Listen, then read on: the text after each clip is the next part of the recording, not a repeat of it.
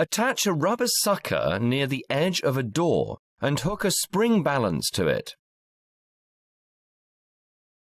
Pull the spring balance to apply a force perpendicular to the door to open it.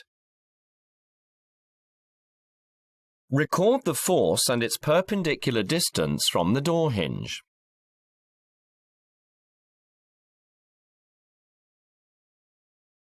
Repeat by moving the rubber sucker closer to the door hinge.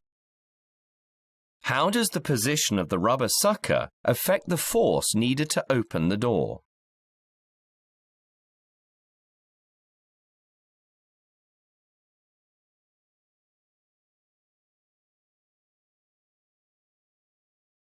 Now attach the rubber sucker back to the edge of the door.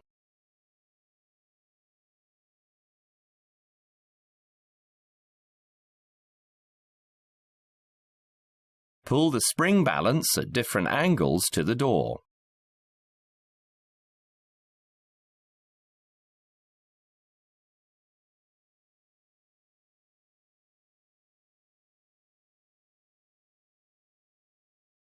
At what angle is the force needed to open the door the smallest?